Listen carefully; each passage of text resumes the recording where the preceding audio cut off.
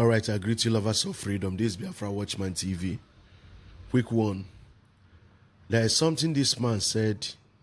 You will listen to the audio. You know Obilo, that guy, when it comes to journalism, the guy level is top notch. I give it to him. When it comes to podcasts, when it comes to journalism, the guy is superb. This is an interview he had with General Ismaili or wherever. There are some things, there are some key points I want to draw from this very interview about Adaka Boro and also tactics in the military.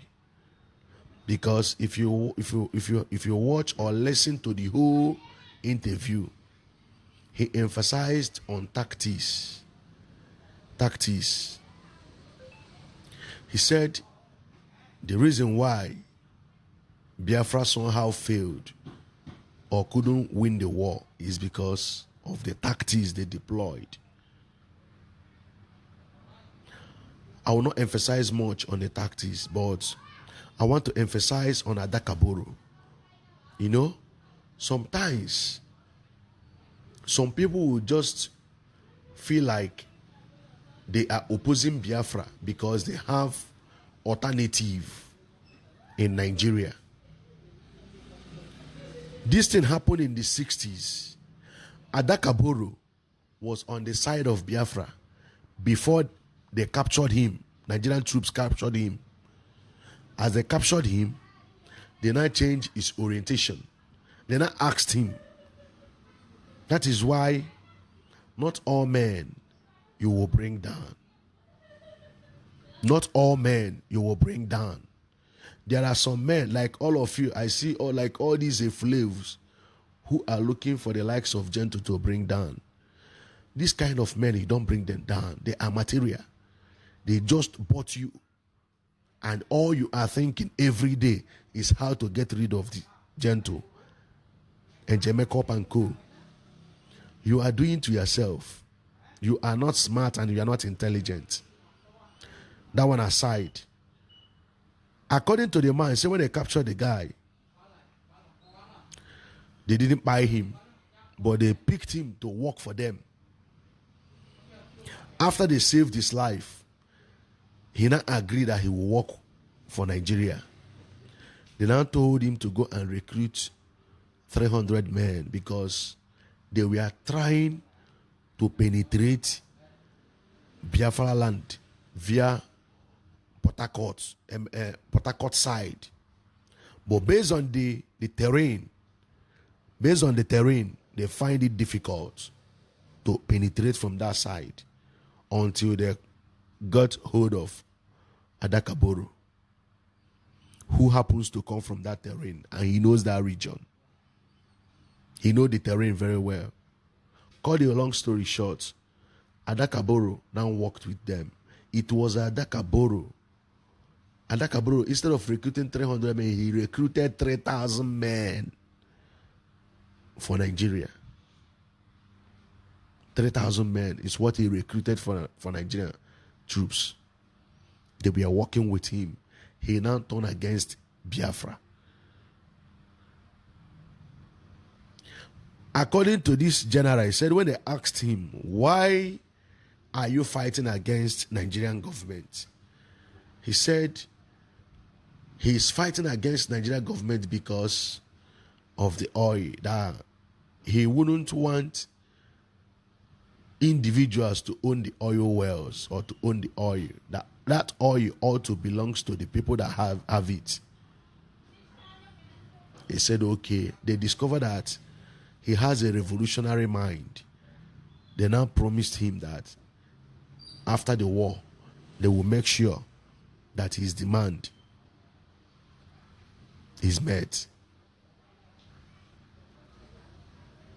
Cut the long story short, they buy Adaka Boro. As they buy Adaka Boro, The question is, what made him to sabotage Biafra? What made him to lead the troops, Nigerian troops, to penetrate Biafra land? Even the man said Ojukwu even brag that terrain is no-go area because he knows that Nigerian soldiers, they are not conversant with Creek. They are not conversant with Creek. They don't know how to. They cannot penetrate via that axis. Ojukwu bragged about it.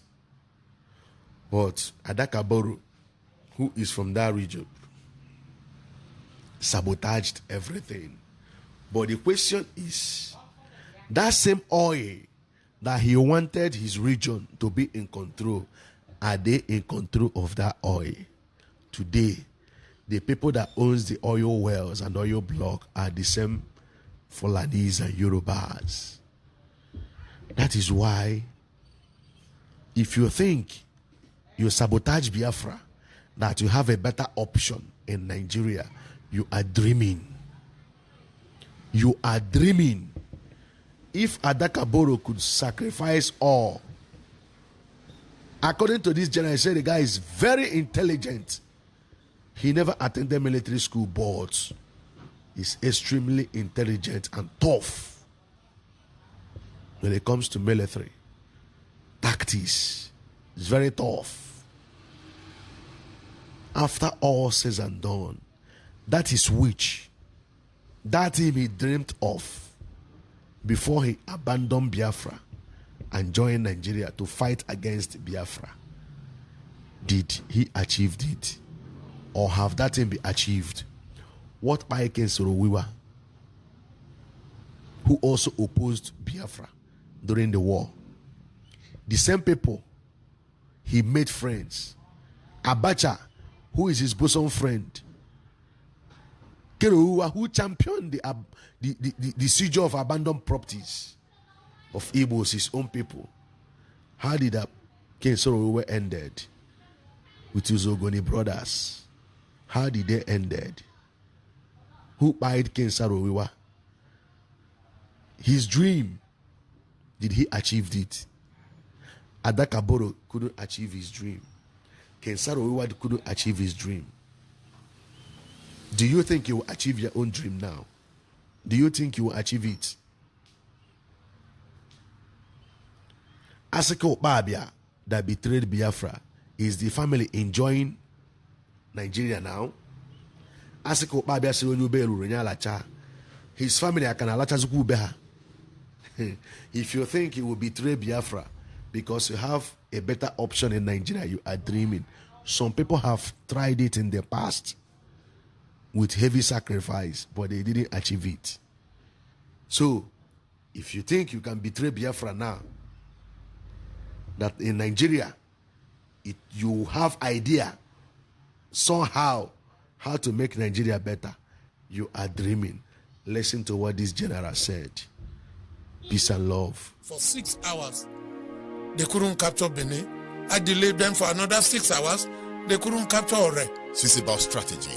Strategy and tactics will play more important role than the weapons you are carrying. In your book, you showed pictures of tactics and strategy sessions. Yes. You were instrumental to designing some of the tactics. Yes. To capture territory. Yes. Like dilemma strategy to capture Obubra, so that we could have the entire Cross River State. The Scorpion strategy to capture the River State, today's Akwa Ibom and today's Bayelsa. The Scorpion strategy, how is it connected to Isaac Adaka Boro? That is a very good question, Edmond. Because without Isaac Boro, all my plans may be difficult. It was not impossible, but it will be difficult. Without Isaac Boro, we would probably have captured Port Harcourt, but it would have been difficult. Isaac Boro made it easier. He knew the creek very well. He could even fire a 2-inch mortar from the boat, from the canoe. He was a good soldier. He was not a trained soldier. He was like General Gap of Diebenfu. he was not a trained soldier, but he trained himself with a lot of common sense. General Gap in Debenfu told me that he was just a teacher, that he was not a general. But when they found him able to move people and motivate people, they kept on promoting him until they made him a general. And he proved himself. The same thing was Isaac Boro. Let me use this example. If there is a hill and there is a big stone that was rolled down and hit vehicles or hit people and killed people and destroyed things, it is not the stone. The momentum was caused by the hill. The momentum was not caused by the stone. So, if you told a soldier to fire to the right, that's the officer. You fire to the right and we won. If you leave the soldier alone, he probably fire to the left or to the back. So, the part that Isaac Boro played was certain things that I could not have done because I didn't know the creek that much. I only knew that from the map. He taught me how to walk on the creek. All the mods, how to walk. He said I should use your toe. Oga, use your toe as if you are dancing ballet. Say, shut up, I am the commander here. Say, yes, sir, but use your toe.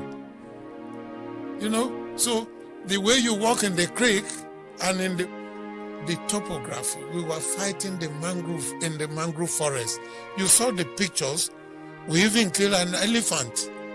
There is an elephant here. Yes, I saw the second was a female.